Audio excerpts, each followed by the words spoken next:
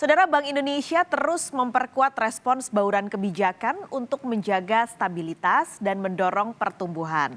Nah, selain mempertahankan suku bunga 5,75% di rapat Dewan Gubernur Juli kemarin, Bank Indonesia juga memperkuat stimulus kebijakan makro prudensial. Nah, untuk mendorong pertumbuhan kredit, pembiayaan perbankan melalui implementasi kebijakan insentif likuiditas makro prudensial. Sebenarnya apa saja fokus dari kebijakan ini? Pagi ini Kompas Bisnis sudah bersama Kepala Departemen Kebijakan Makro Prudensial Bank Indonesia, Solikin M. Juhro. Pak Solikin, halo, selamat pagi Pak. Selamat pagi Mbak Paskalis dan pirsawan dimanapun berada. Selamat pagi. Oke, Salam sehat. Pak, sebelum kita bicara lebih detail lagi soal kebijakan BI, tentunya kita pengen tahu dulu sebenarnya BI ini pasti kan punya assessment ya Pak. Nah, secara umum assessment terbaru BI terhadap perkembangan sektor keuangan baik dari sisi ketahanan seperti likuiditas itu bagaimana Pak? Oke, begini. Dalam situasi yang penuh tantangan seperti saat ini ya, juga sejalan dengan perekonomian kita yang kita syukuri tumbuh kuat, ketahanan sistem keuangan kita khususnya dari sisi perbankan itu juga terjaga dengan baik. Ada 3 indikator kalau kita lihat. Pertama dari sisi likuiditas, permodalan dan juga risiko kredit. Kalau kita lihat dari segi likuiditas, ini perbankan masih tetap longgar sehingga memang ini berpotensi untuk mendorong berlanjutnya peningkatan kredit atau pembiayaan. Kalau kita lihat dari rasio alat likuid terhadap dana pihak ketiga ini sangat tinggi, sekitar 26,7% pada bulan Juni ini. Nah, ini tentunya hal yang sangat positif. Dari sisi permodalan juga seperti itu. Kita melihat sangat kuat permodalan perbankan saat ini. Kalau kita lihat dari sisi rasio kecukupan modal ya atau capital adequacy ratio sebesar 26,1 ini juga cukup kuat gitu. Sementara kalau kita lihat dari risiko kredit ini juga tetap terkendali. Kita lihat non performing loan ya NPL ini juga rendah sekitar 2,5%. Juga bahkan kita melakukan stress test terhadap kondisi perbankan ini juga menunjukkan bahwa ketahanan perbankan tetap solid untuk mendukung perekonomian. Demikian Mbak Paskalis. Oke, dengan semua yang Pak Solikin sudah ceritakan, berarti bisa saya simpulkan ketahanan perbankan kuat, lalu likuiditas longgar, permodalan juga kuat, dan resiko kreditnya terkendali. Artinya bagaimana penyaluran kredit saat ini di perbankan Indonesia, Pak? Ya, kita melihat pertumbuhan kredit atau pembiayaan itu tumbuh baik ya, positif.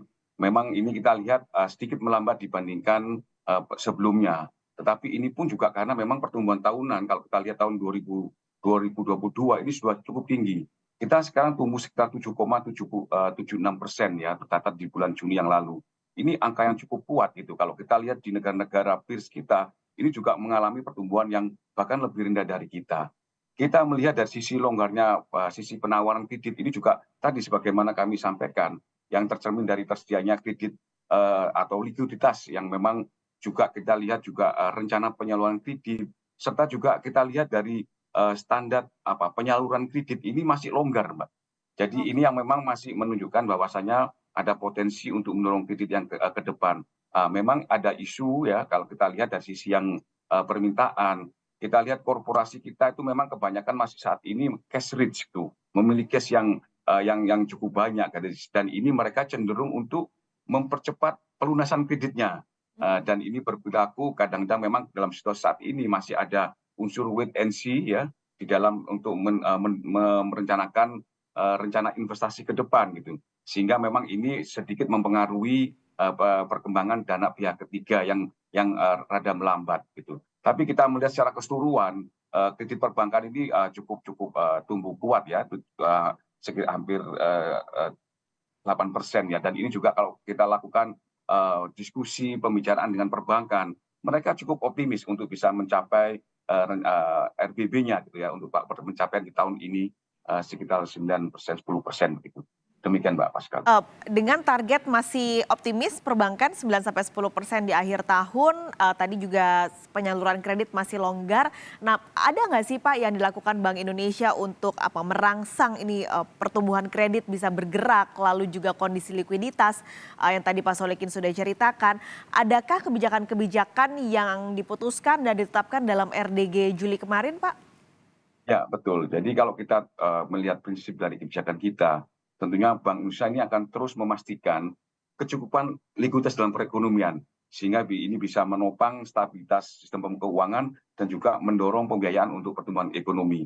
Tentunya Bank Indonesia juga berkomitmen untuk terus mendorong penyaluran kredit ini dari sisi penawaran dalam rangka untuk mengakselerasi lebih lanjut Pak pertumbuhan ekonomi kita. Uh, untuk itu atau oleh karena itu kita lihat di dalam rapat Dewan Gubernur yang lalu ini kita Bank Indonesia disampaikan oleh Pak Gubernur bahwasanya Bank Indonesia ini terus memperkuat stimulus kebijakan makroprudensial untuk mendorong pertumbuhan kredit lebih lanjut ini ya. Kita lihat kalau kemarin disampaikan ini melalui implementasi kebijakan insentif likuiditas makroprudensial yang kita singkat dengan KLM ya, yang berlaku untuk bank umum konvensional maupun bank umum syariah, dan ini berlaku pada 1 Oktober yang akan datang.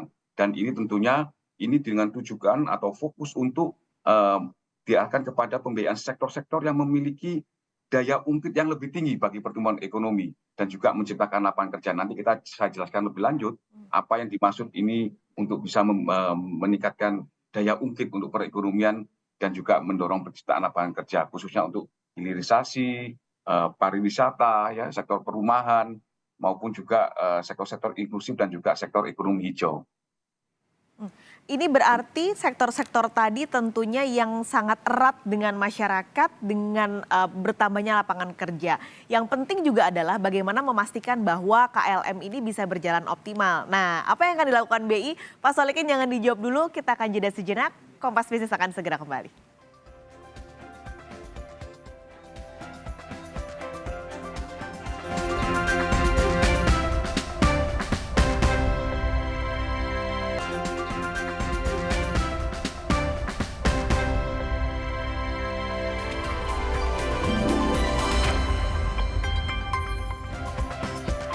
Kembali di Kompas Bisnis, pagi ini kami masih berbincang bersama Kepala Departemen Kebijakan Makroprudensial Bank Indonesia, Solikin M. Juhro. Pak Solikin, tadi kan sudah banyak cerita nih soal kondisi keuangan, kondisi kredit, dana pihak ketiga seperti apa. Nah, salah satu yang dilakukan BI untuk memperkuat stimulus kebijakan makroprudensial ini adalah melalui insentif kebijakan. Tadi Pak Solikin sudah kasih hint-hintnya sedikit, apa aja sebenarnya sektornya, lalu pemberiannya seperti apa. Nah, boleh diceritain lebih dalam nih Pak, sebenarnya ruang lingkup pemberian insentif ini apa saja, bagaimana dan siapa saja yang bisa mendapatkan? Oke. Tadi saya sampaikan kebijakan insentif likuiditas makroprudensial atau KLM yang berlaku 1 Oktober. Nah, ada 2 esensi besar Mbak Paskalis yang ini mencakup dari insentif itu, yaitu mencakup pertama itu penajaman dan juga yang kedua peningkatan insentif itu sendiri. Jadi kalau kita lihat dari sisi penajaman ya, kita sampaikan kepada bank penyalur kredit atau pembiayaan pada sektor hilirisasi minerba ya, yang dulu kalau kita lihat dari beberapa minerba yang strategik ya, yaitu seperti yang ditetapkan oleh pemerintah seperti nikel, timah, tembaga, bauksit, dan juga non minerba seperti pertanian, peternakan ya, dan juga perikanan. Dan itu juga ada sektor perumahan ya, termasuk perumahan rakyat, pariwisata, dan juga sektor inklusif, termasuk di sini tidak hanya UMKM tapi juga ada KUR dan juga ultra mikro atau ya, dan juga sektor ekonomi keuangan hijau. Ini dari sisi penajaman gitu. Kalau dulu kalau kita lihat insentif sebelumnya kan disampaikan kepada 46 subsektor prioritas. Waktu itu kita memang dalam situasi untuk mendorong pemulihan di masa pandemi. Nah, evaluasi kita ini menunjukkan semua sektor itu, hampir seluruh sektor itu, 46 subsektor itu sudah mulai membaik gitu. Baik dari sisi kinerjanya maupun juga dari sisi dukungan pembiayaan. Oleh karena itu, untuk pada fase berikutnya kita ingin menggunakan insentif itu lebih untuk mendukung atau mengungkit pertumbuhan ekonomi lebih lanjut. Makanya tadi disampaikan kepada sektor-sektor yang bisa memberikan daya dorong pertumbuhan ekonomi atau daya ungkit dan memiliki value added yang tinggi, memiliki keterkaitan linkage antar sektor, baik itu backward maupun forward, sehingga di sini tadi saya sampaikan ini bisa untuk mendorong pertumbuhan ekonomi yang berkelanjutan dan juga tentunya ini juga menciptakan istilahnya lapangan kerja dan juga kesejahteraan secara luas. Ini sesuai dengan mandat Bank Indonesia di dalam undang-undang undang-undang PPSK istilahnya pengembangan penguatan sistem keuangan yang baru. Kalau kita yang kedua kita bicara dari sisi peningkatan insentif. Ya tadi kan penguatan, kalau penajaman. Kalau yang kedua ini adalah peningkatan. Jadi kalau dulu insentifnya itu ada sekitar 2,8% maksimal ya. Ini ditingkatkan menjadi sekitar 4%, Mbak.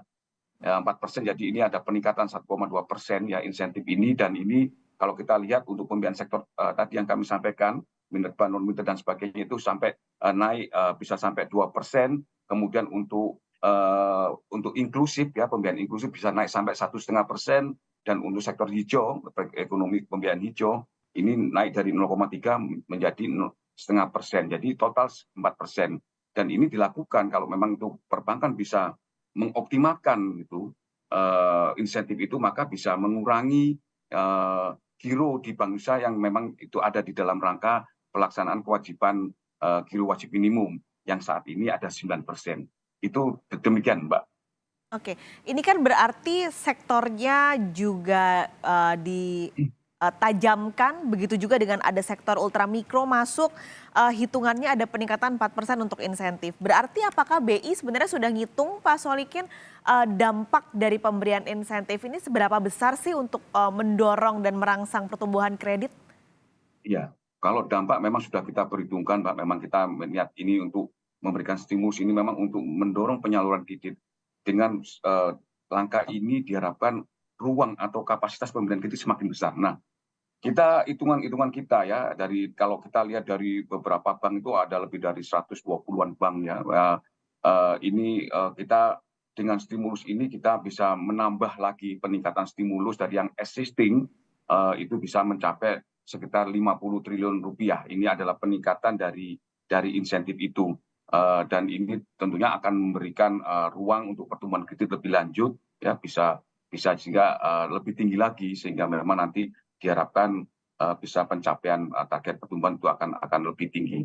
Seperti itu, Mbak. Oke, 50 triliun angka yang besar untuk perbankan yang saat ini Ya, tentunya akan terbantu dengan kebijakan yang dilakukan oleh BI. Ini ya, membantu. itu adalah topping ya, misalnya Hmm, peningkatan dibandingkan stimulus yang sudah ada gitu. Ya Oke, kan, kalau yang selama ini kan ruang stimulus kan sekitar 108 triliun ya. rupiah. Nah, ini dengan kebijakan yang baru ini bisa naik lagi menjadi 158,6 triliun, sehingga memang ada tambahan sekitar 50 triliun rupiah. Demikian, Mbak. Ini berarti membantu perbankan, tapi juga di sisi lain tadi membantu sektor-sektor yang sudah dilirik oleh Bank Indonesia. Nah, yang juga tidak kalah penting, Pak Solikin, bagaimana memastikan supaya apa yang sudah dirancang oleh Bank Indonesia, yang dihitung oleh Bank Indonesia ada penambahan stimulus ini atau penambahan stimulus untuk perbankan ini benar-benar bisa berjalan optimal dan juga efektif, Pak? Ya, tentunya yang pertama kita akan melakukan komunikasi dan sosialisasi kepada perbankan ya, pelaku usaha dan juga masyarakat secara umum mengenai kebijakan ini, dan itu sudah kita mulai ya dengan yang disampaikan oleh Pak Gubernur di dalam pasca RDG yang lalu. Dan juga tentunya kita juga untuk implementasinya kita sedang menyusun pengaturannya supaya nanti memang ini bisa lebih lanjut akan disosialisasikan kepada perbankan. Nah, yang tidak kalah penting ini adalah kita memperkuat sinergi atau koordinasi dengan otoritas terkait ya, Hmm. terutama di sini pemerintah, juga kementerian atau lembaga seperti OJK, karena memang di sini yang kita lakukan adalah memberikan insentif ini lebih mendorong sisi penawaran gitu. Nah, sementara koordinasi itu kita perlukan untuk bisa memberikan stimulan kepada sisi permintaan gitu. Ini yang menjadi langkah yang strategik, Mbak, karena memang beberapa sektor itu memang harus didorong di jumpstart permintaannya, supaya nanti ruang yang kita ciptakan ini juga bisa dilaksanakan. Nah, itu kita dorong dengan koordinasi dan sinergi yang kuat. Jadi sisi penawaran dibuka ruangnya, kemudian dilakukan penguatan koordinasi ya untuk menstimulus agar mendorong stimulus di sisi permintaan agar ini bisa memanfaatkan ruang yang sudah dibuka tadi, sehingga memang disinilah akan dicapai suatu strategi yang optimal untuk bisa mendorong pertumbuhan ekonomi lebih lanjut. Oke, jadi tidak lupa sinergi dilakukan untuk bisa tadi kebijakan ini berjalan juga dengan optimal dan juga efektif. Pak Solikin, Ya, terima kasih sudah berbagi pagi ini di Kompas Bisapa Indonesia Pagi, Kepala Departemen Kebijakan Makro Prudensial Bank Indonesia, Solikin M. Juro. Sampai ketemu lagi Pak Solikin, sehat selalu.